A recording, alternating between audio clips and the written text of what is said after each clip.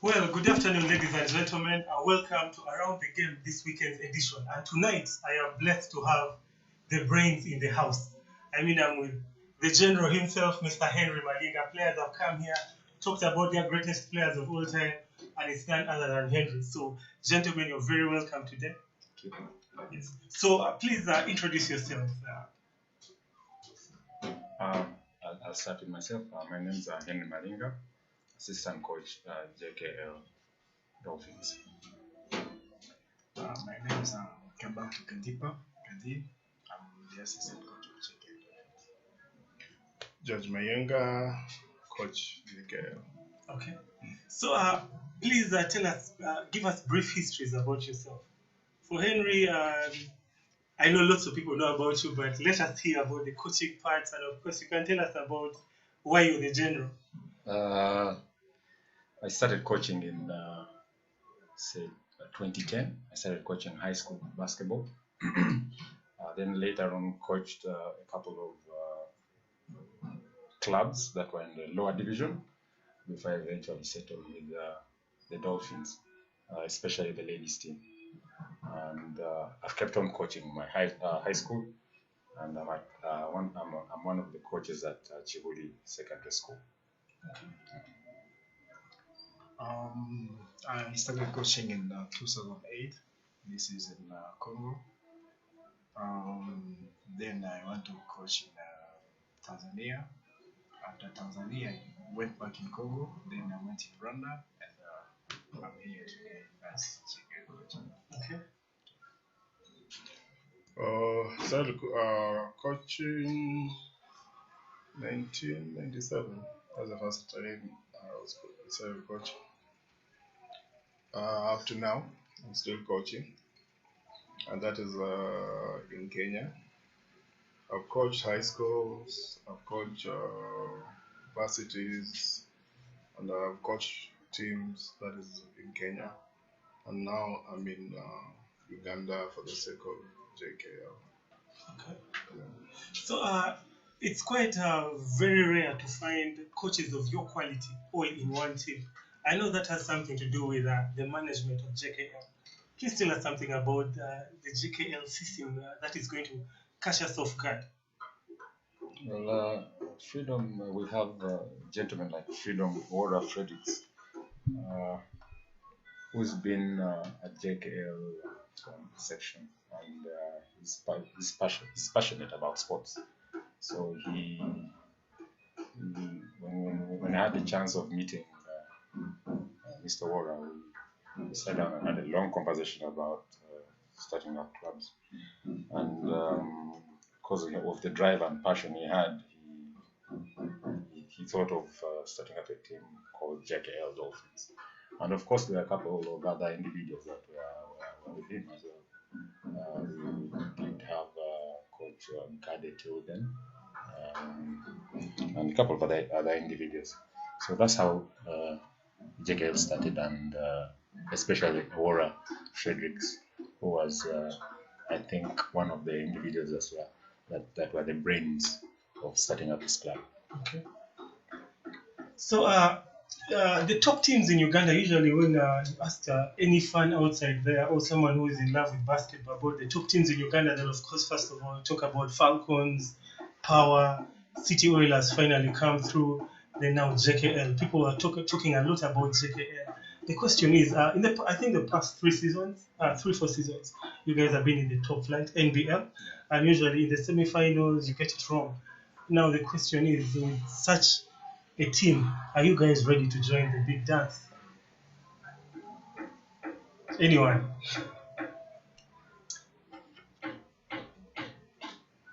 I believe we are. I believe we are. I believe that's the direction we want to head to. Our main objective, especially on the men's side, the ladies are actually have hit the first target, and so we are thinking of going to the next stage. For the men, we are, I could say, going through the process.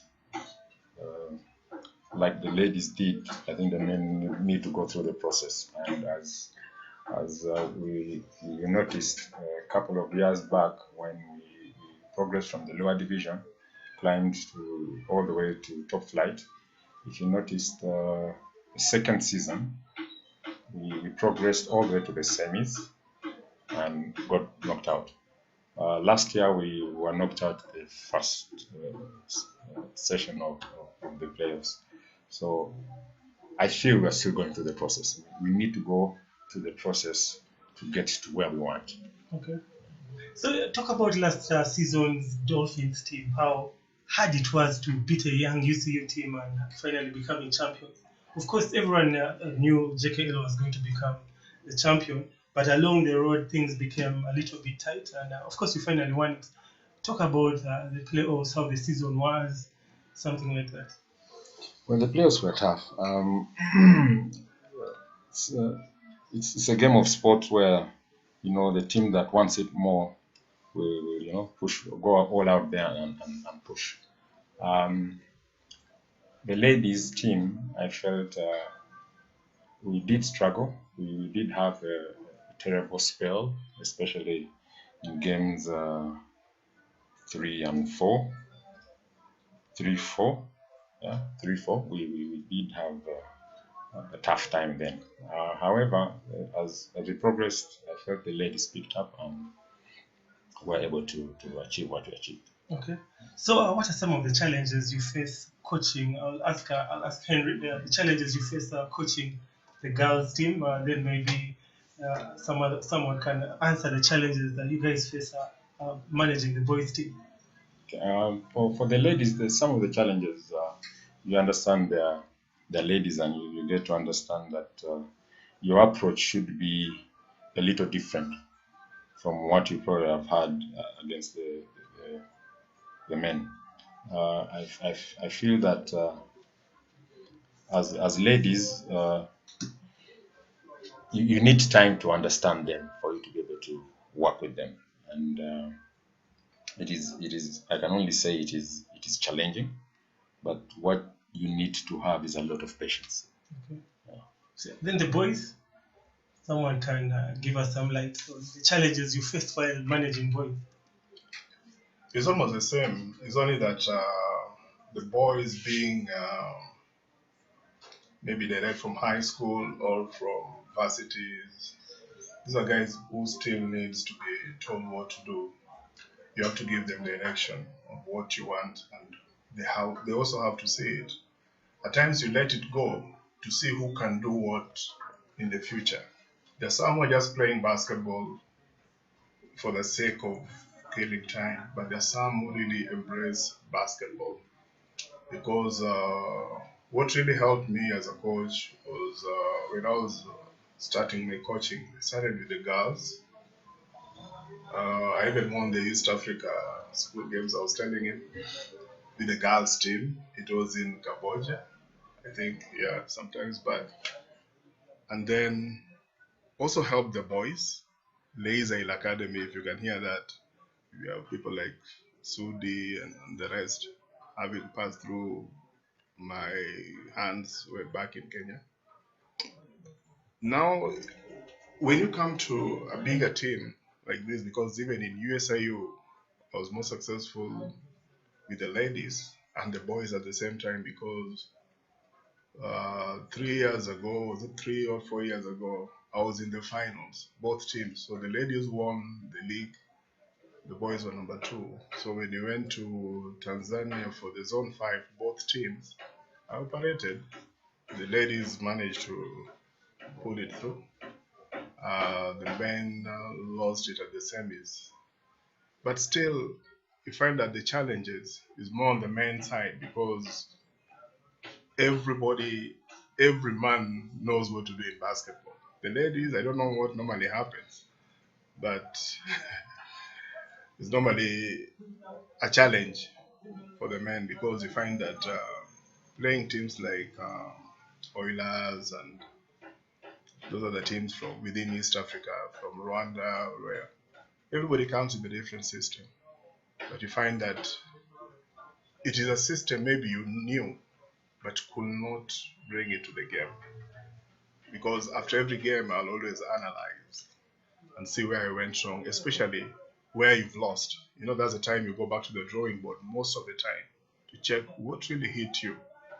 Can it be reorganized, or is it something you knew but you, you didn't use it that time?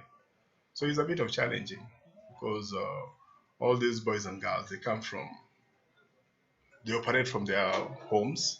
It's not I don't know, it's not a camp per se. They operate from home all those years. But if you can manage with them while operating from there, then you just have to move on. Yes. Okay, so there's no doubt every team's goal this season is to win the championship. I know you guys have sat down, you planned. What are your plans for the season? Like, if it would have happened? Let's talk about next season now. The plan was big, and is still big as we speak, because as a coach, you don't limit your coaching to a certain extent. You look more years ahead, because if you leave, if at all you leave the team, whatever you leave in the team, the system will still take the team for 2 to 4 more years to come. So you cannot be that coach who will only coach according to what is happening. Like now, we didn't expect Corona to be there, but now that it has affected us in all sports and all teams, we just have to. You don't cut off the planning. The planning still remains the way it was, with the target ahead, and the target is, can we make it to another level? Can we jump from the level we were to another level? Every coach will do that. And that is the way you can know you're moving forward. If you reach the same peak the team reached last year, still you challenge yourself. Is this the best thing I could have done? Or something. But if they take a step ahead of where they were, you go back to the drawing board and just pray. Yeah, true. Okay. Yeah. So I want us to talk about competition of the game in East Africa. Henry, I know you've moved with Chibuli like all over East Africa. He told us he has been to Tanzania, he has been to Kenya, now Uganda. Then of course him is now been in Uganda, Tanzania. You've traveled around East Africa. So let's talk about the competition of basketball in East Africa in general. Under schools? Yeah, under schools, under clubs, anything. Well, as far as schools are concerned, I think it's very competitive. We've had an annual tournament, East African Secondary School, that has, every other year improved and gotten better and gotten much more competitive. And you find that especially teams from Kenya, Uganda, and Rwanda are the ones that are really, really out there most of the time competing. So you find the competition is quite good. Okay. I don't know if I'm right, but I think the last year's was won by Uganda. The year before it was Rwanda. Then the year before that was Rwanda. Then Kenya has always dominated as well. So you find that all teams from the various countries are really good and are very, very competitive. Okay. So anyone else about the competition in East Africa? Yeah, it has been challenging, so to speak, because you find that most of the time I've met Henry. I didn't know we could work together, but as a coach coaching Djibouti, and I mean either Buruburu girls or Laser boys. So in Eldoret they came to Kenya. I saw his team was good. It's only that maybe a bit of mistakes, because the same is they lost. Just a mistake that made them lost. But what do you expect?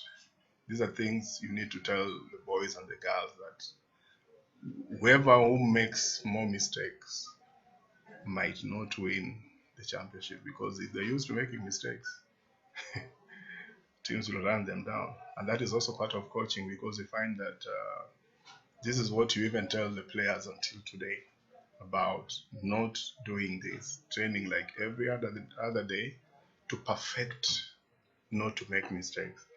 I've also coached the East Africa, a team, the East Africa Varsity Games. That was USIU, and won 2-3 championships when I was with them. So you also learn a lot from there, because I look at it like there's 1, 2, 3 students who are in Uganda or maybe Rwanda or Burundi or Tanzania, and now they're in university. So it's also another field where you even know who wants to join you. And to me, it's a plus, because it's somebody you saw him or her playing at the lower level. Now he or she is in your team. What do you do? What you saw down there, can you up it to another level? Because now we can't play like high school anymore. We have to move to varsities. To that extent, to clubs also. So it is challenging, but it's sweet at the end of the day, because you're building somebody's life through basketball. Yeah, because the person, one of the people who won me a championship, one of them is playing for KCA. That was my point guard by then. I don't know, I've not seen how she's playing now. Irankunda, Cynthia. So when I come and watch them play against other teams, as a coach, I feel it's good. If she makes a mistake, it hurts you still. Feel like, she could have not done that. Yeah. What happened? That kind of thing. Yeah. But as people grow, maybe older, the other maybe requirements or the other things he or she is doing, so they might not be the same. Some might not dive, some might be on the same level, 1 or 2 might be a bit higher, but you don't blame them. That's the way the human nature is. Yeah. So I think it's a plus. You gentlemen have coached high school teams, and of course, when you're affiliated to a school, number one is the education. So how do you manage the education and basketball at the same time? How do you get kids to know you at school? Because I know sometimes you get carried away. In high school, when you're excellent in basketball, you become a star, a celebrity. So you get carried away and forget about education. So how do you guys manage the students? This is a big challenge, yes. But I look at myself as a parent. How can I manage my kid in high school with education there? So there's a time I'll push them to the wall, and I'll even know their timetable in any event. Because as a parent, you look at a coach training your daughter or training your son. At the same time, in the house, you talk about you play your basketball, but I want you give them that kind of an uphill task. Play it, but I want you also to be here in school. So you find that you'll always succeed, because one way or the other, these are boys and girls. At times, I will sit down with them. We don't train that day. I just tell them today, I just want us to talk. Ask me any question. About life, about yourself, about what you want to do. And then you bring them together, so they'll have that family value, family commitment in this team. Where when I say you're gonna work hard, they'll take it to another level. Because I'll even tell you, you're a good player, but are you going to play basketball in high school only? You need to move to varsity. But varsity means you need to get this grade. You see? Now, that respect is a give and take respect. They'll always understand you as the eldest. As a father. As a teacher. As a teacher, coaching is also teaching. So it is there. Okay. Yeah. So let's talk about the training for the coaches in, like, let me talk about East Africa. I know I've not been in Kenya, I've not been in Tanzania or Congo, but I know it must be general. In Uganda, for coaches to begin coaching teams, it must have been the love, or you're a former player, so you've retired, now you've just begun coaching because you love the team. I do not think there's any training, and I don't know what you guys went through to become coaches. So let's hear, how easy was it? Did you guys go through training? Do you think there should be training in the future? Yes, I believe there should be training. We, personally, I've attended a couple of coaching clinics, and I also believe they too have done the same. And it's the only way for you to be able to be able to coach the youngsters, especially. And if let's say if you didn't go through that process, it's pointless for you, because somewhere along the way you'll get lost. So it's always important that you go through the process, and you need to go through some of those clinics. And in East Africa, we've been having a couple of those clinics. And for those that attend, it basically makes them better. It's just like any other student.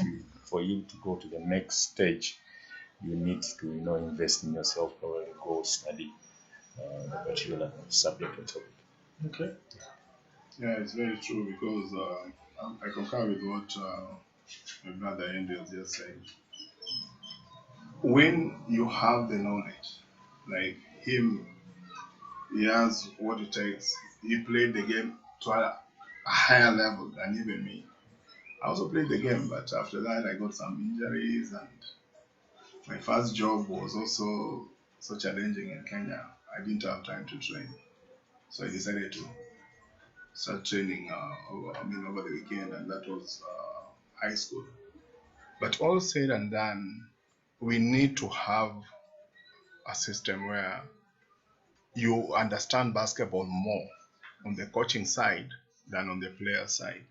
But someone like Henry, him, and me, you'll even go back when to tell a player what maybe you yourself was really hard on you. But you find a way through the courses and the rest how to handle such players. Players are not the same.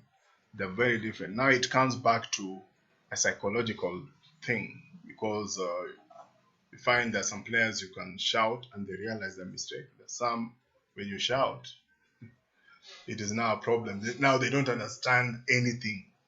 So it's a way of also trying to put everybody on board. So going for those courses are very essential, because even when I took USIU to Morocco, that was 2013. That was the first thing FIBA wanted. They gave them that. So I had to do all those things. 2014 was Tunisia. The same thing with the same team. We also had a meeting with the coaches and one man from FIBA who was trying to maybe do a small clinic or something. Maybe let me put it like that. But just coaches discussion. And then went to Angola the following year. Angola, we did the same, but not very much. But you find that most coaches we were with in 2014 brought their teams in 2015 in Angola. Then 2016, it was Mozambique. So we even became brothers, friends, because we even knew how to call one another. Though we were not, maybe the language barrier was there. But in basketball, it is minimal, because everybody will understand, even if you're coaching.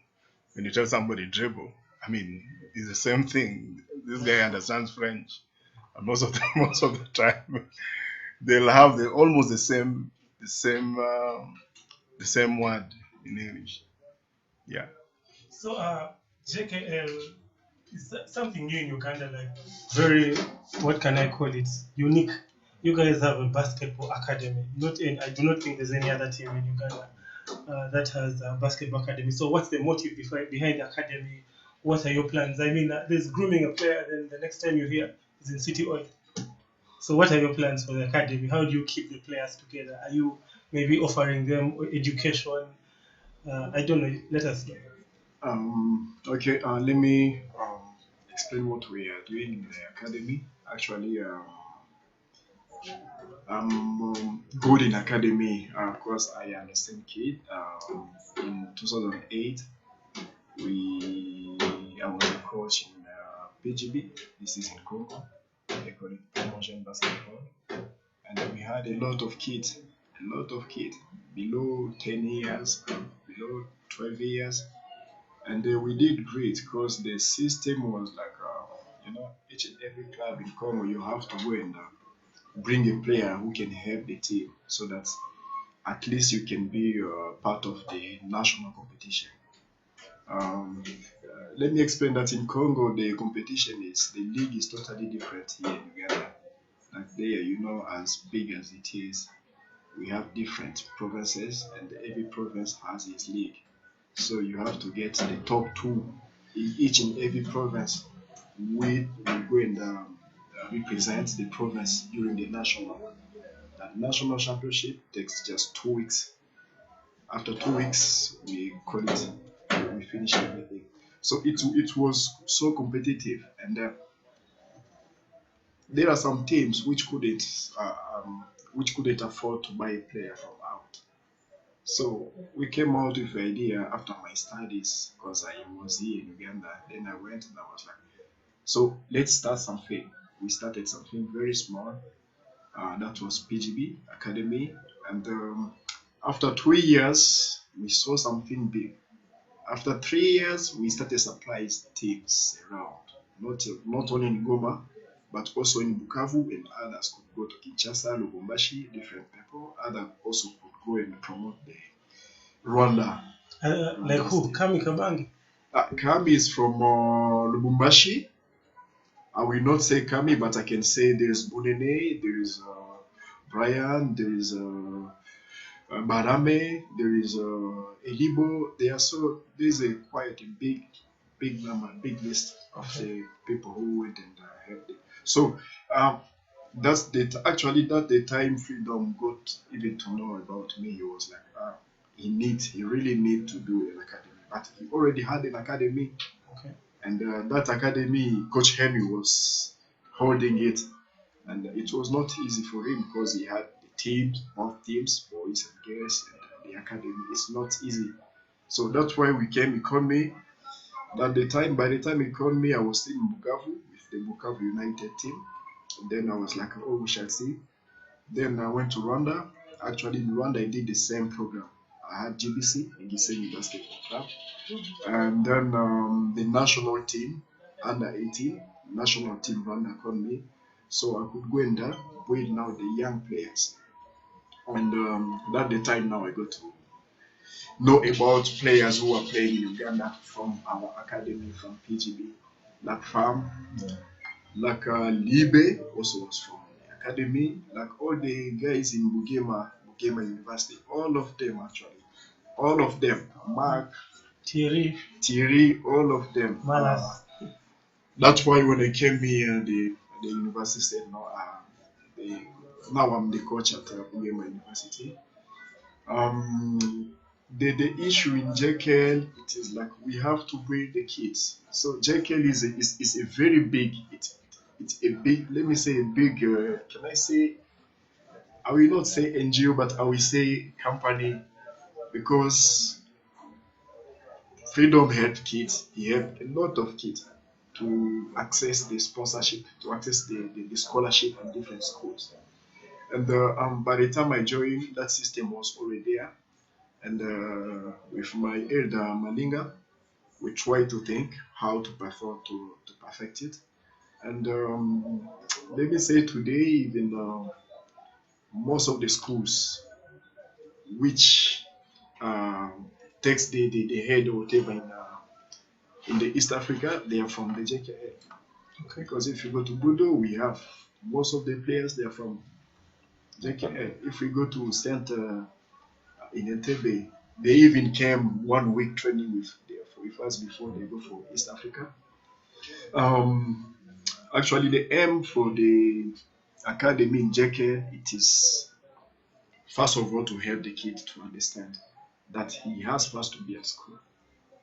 And I like the system in JKL. If you are not going to school, you can't be a part of JKL. This is let me say this is it's there. Everyone should know that, because every time we check on your result, if you didn't perform well, we take your side. We give you more time to go and think. Either studies, either you do other things. And I'm very happy to see today that I'm here since 2018, and today we signed a team, a junior team, ladies and boys. And as you said, you could see some of the kids that we started with them during the UCU Open. We are trying to help them so that they get to understand what is basketball, what is their career, why do they play basketball. Basketball is life. Like for us here, everyone did different courses in the university. We have different jobs, but we ended up of being coaches, because that's what we have been struggling to. That was our choice. Like me, I can say it was really my choice, and I'm very glad to see my kid. They are no longer kid, but the people we used to train, they are now playing abroad. Not only in Congo, not only in Rwanda, not in Uganda, not only in Kenya, but they went a bit far, and they are playing some good leagues in Europe, in the US, and we are proud of that. The reason why now we put a team in the league, the young team, is for them to understand the chemistry of the game, to gain that experience, so that each and every year we shall be promoting those who have been understanding. We promote them to the senior team, and once you go to the senior team, you have to sign your contract. This is part of your life now. That's the system, and we are having more than 75 kids, and they are doing well, they are doing great, and they will be somewhere after 1 or 2 years. So let me ask, do these kids in the academy have contracts? Like if they want to leave to some team, is it okay? Yeah, they do have a contract. Already? There is an academic contract. Okay. And there is a professional contract. The academic contract, as long as the kid are under 18 years, they can't actually decide by themselves. Yeah. We associate the parent. That contract is actually the parent. They're responsible to sign that. We make an agreement. Because for us, we are taking time to teach them. We are breeding them in the professional way. As you said, he might end up going to another team. This is his choice now. But there is an agreement between the JK, the parent, and the player, the athlete. Okay. So in case you need to go, this is basketball. We can't stop you going, but there is an agreement that even the other team should know and should respect. Okay. Because at the end of the day, we need the athlete to benefit more. Like you saw Zama today, so Asinde today, we didn't stop them when they had a good deal in the US. We were like, Freedom was like, okay, they have to go. This is our dream actually as coaches. That contract is there. Okay. But we are not paying them. Let me be honest with that. Yeah. We can't pay a kid under 18, so you can't touch any money. Child labor. What we can do is we can help you to get for you some material like shoes, like the training kits. Like sometimes when we move from Nambole, we go to play in table, whatever, the management take charge of the transport, even the meal. Yeah. This is that we do those basically things. But once you finish, you go to the university, and once you finish your university, then there you will have a chance. And in JKL, it's very good because if you did something, if you finished your university, they create for you a job. Okay. so that you work somewhere and you play basketball and life goes on. Okay. This is the system that we are doing in JKL. Wow, that's really nice. I'm excited. Players outside there, let's all go to JKL. Then, as coaches, what are some of the challenges you go through?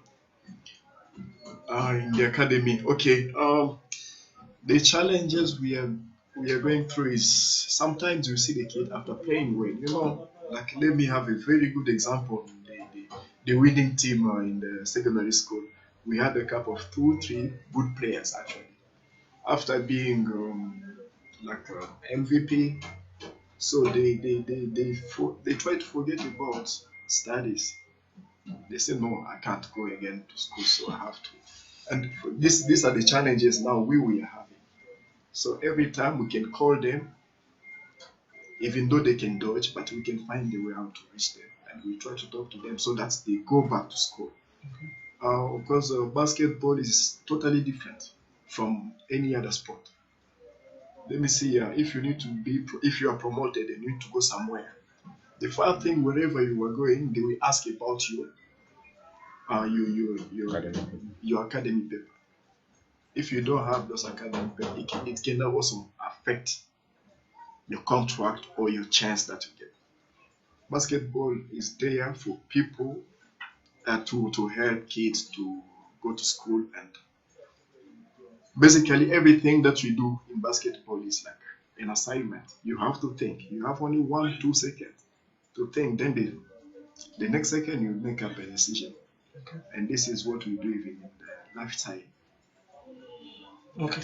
Yeah. That's Henry. Any challenges as a coach? Yeah, there are lots of them. Challenges. You get to face several challenges. As a coach, you face the challenge of, say, some of the players being way big-headed, feeling way bigger than the team. But yes, as a coach, our responsibility is to make sure that they get to see that the team is bigger than the individual. I also feel at times some parents to younger players against sports. They feel that sports has no future. In our world today, if you're very keen, you notice that sports is big business globally.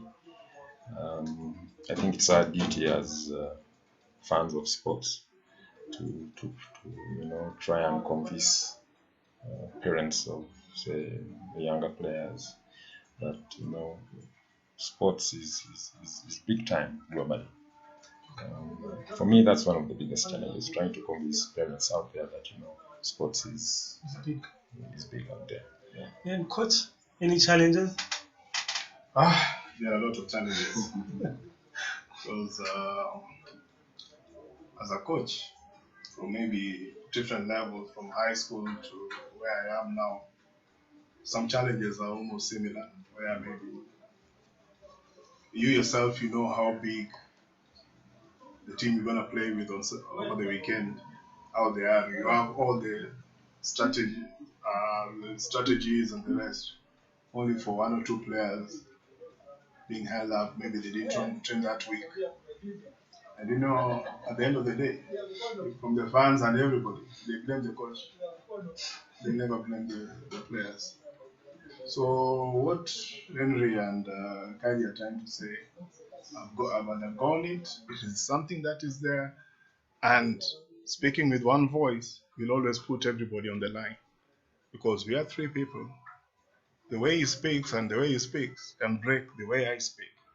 But if we speak with one voice, it is easier as the coaches for JKL to move forward.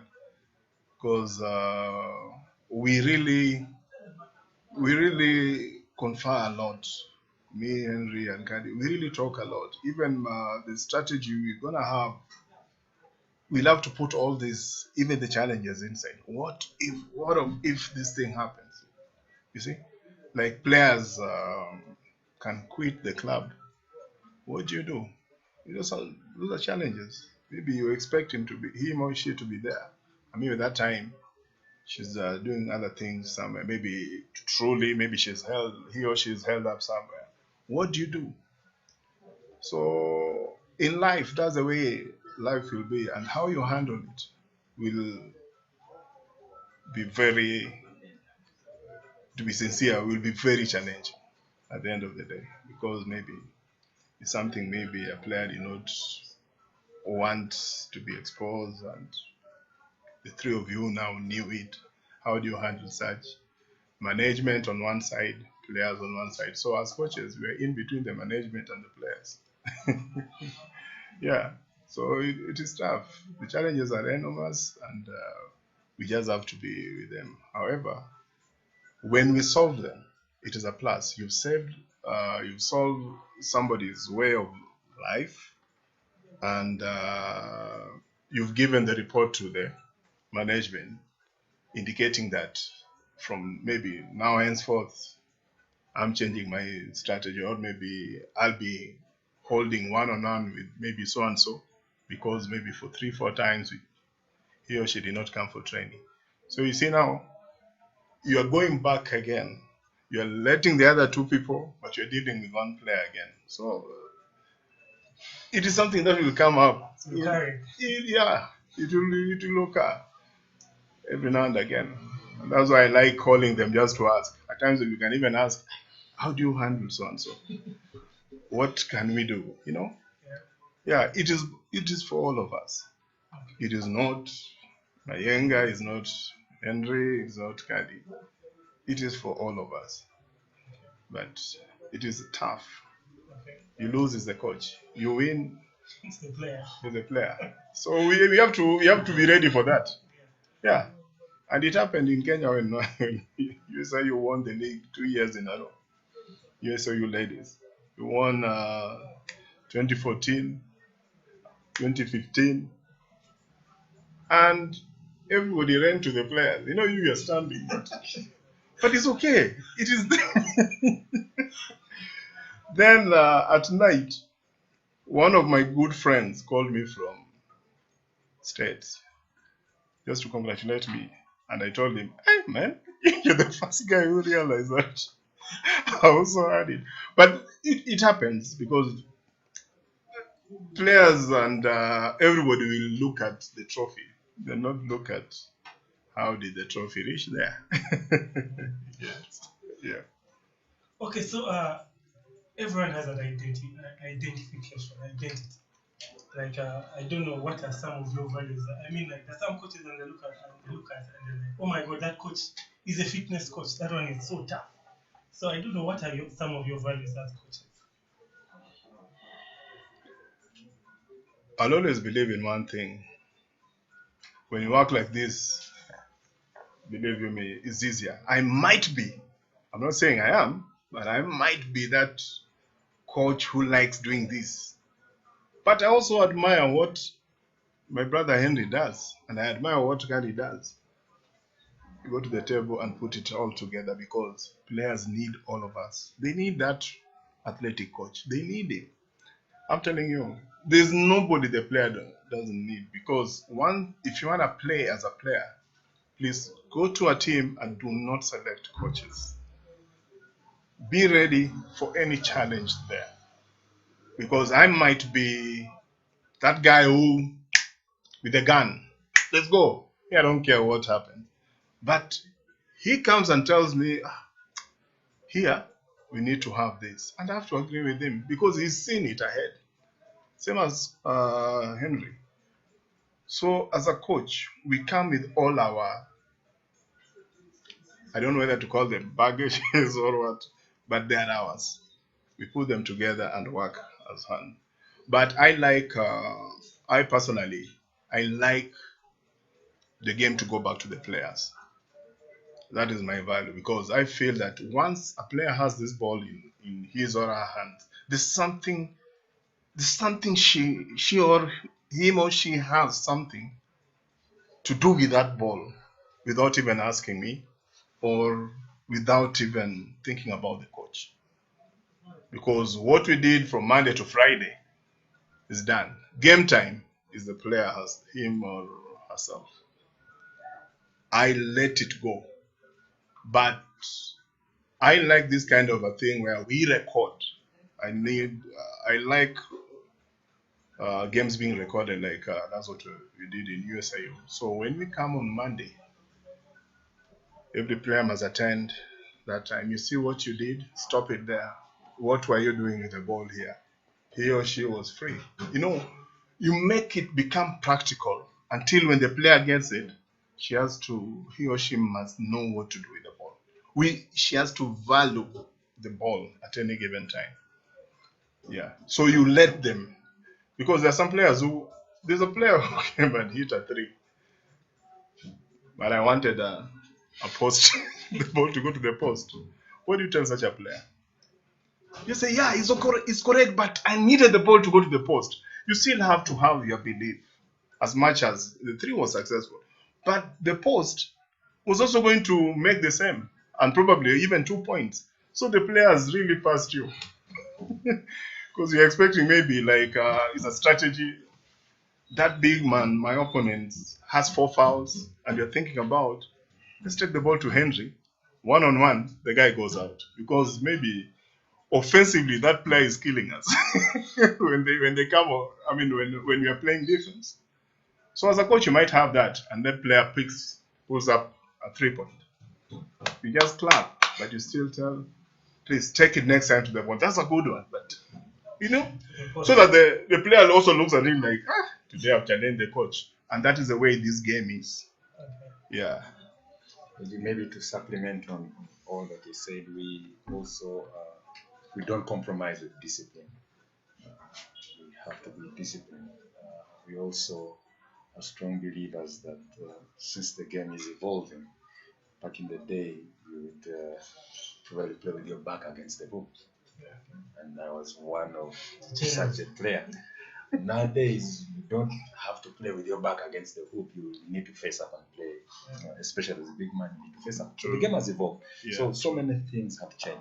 So us having specific identity, I would rather we have a little bit of that, be so unpredictable, and it works for us that way. Okay. Yeah, so I hope it's now good. It's clear. Okay.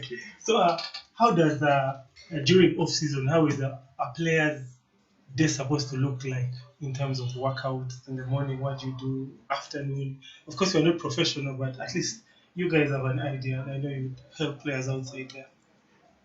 Okay, let me say something about that. In JKL, JKL is totally different, because for us, let me clear it that we don't have off season. For us, maybe off season for the league, but as a team, we don't have off season, because when the season ends, we have the academy which is on, and when the academy is on, you will see most of the players, they come to train.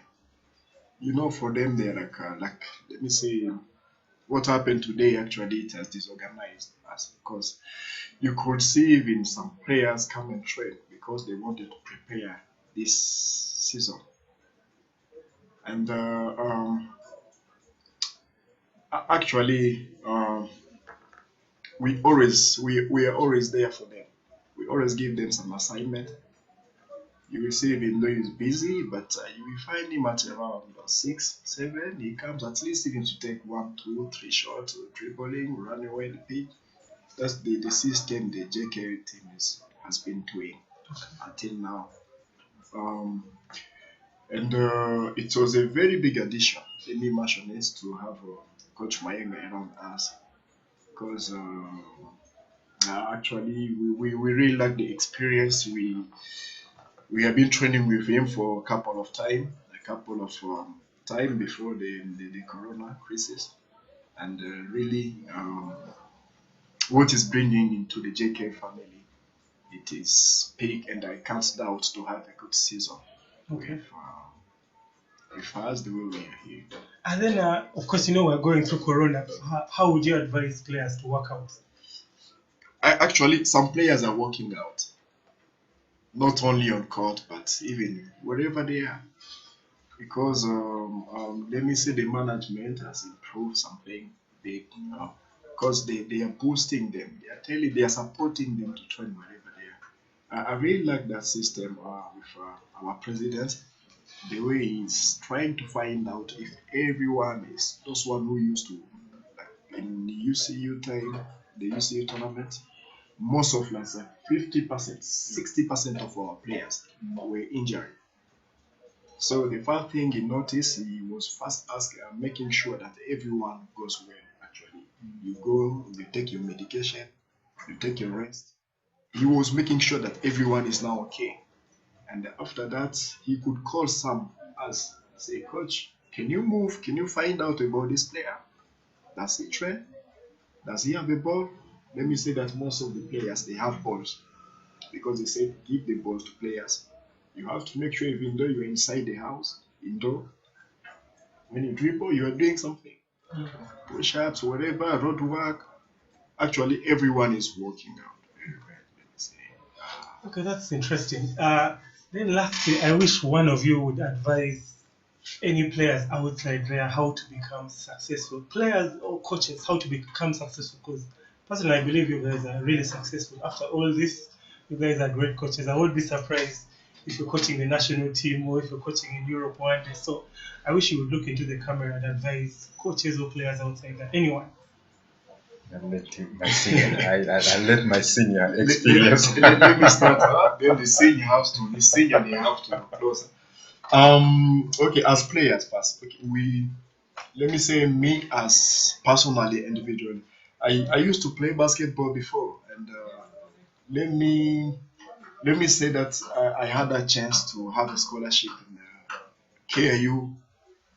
As a foreigner, it was expensive, but my parents couldn't pay any single coin because I was playing basketball and I got a 4-year scholarship until I finished my university studies.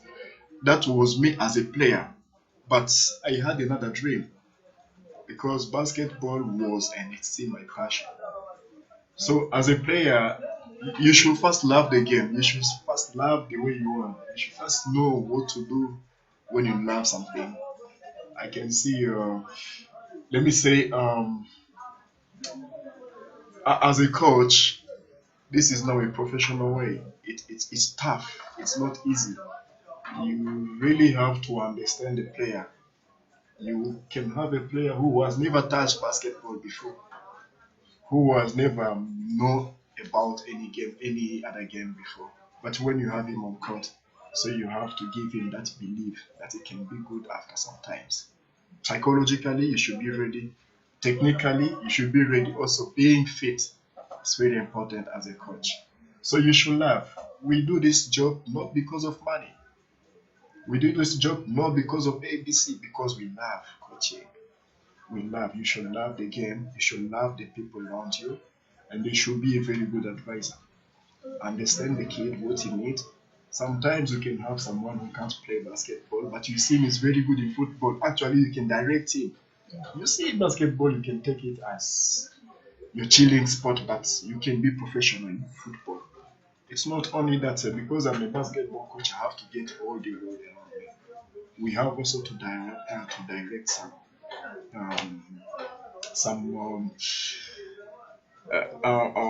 talent. Yeah, that's what I can say. Okay.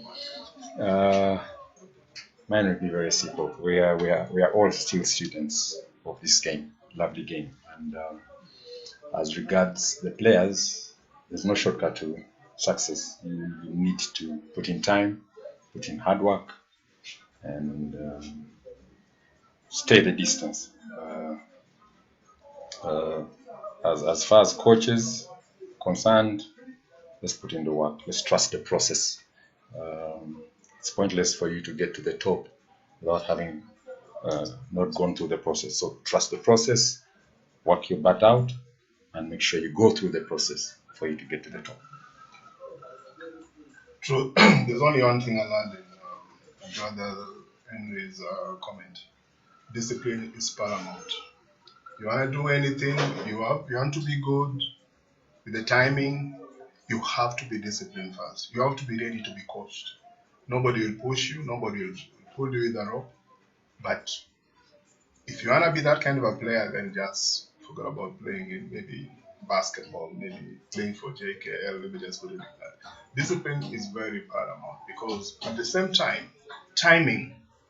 If the training starts at 4, please be there 10 to 4 so that we can also talk as a team and also discuss what we need to work on that day. At the end of the day, it's the players themselves who really want to be coached and be ready to be coached, be disciplined, accept the process the way my brother puts it. And that's what I also believe in. Yeah. Okay, thank you, gentlemen, for being on the show today. It has been an honor. I know people who have been watching you are going to change from today. I wish you success with whatever you guys are doing. Yeah, so that has been Around the Game Sunday. I guess I will see you again on Wednesday next week. Have a good evening and good night. Thank you.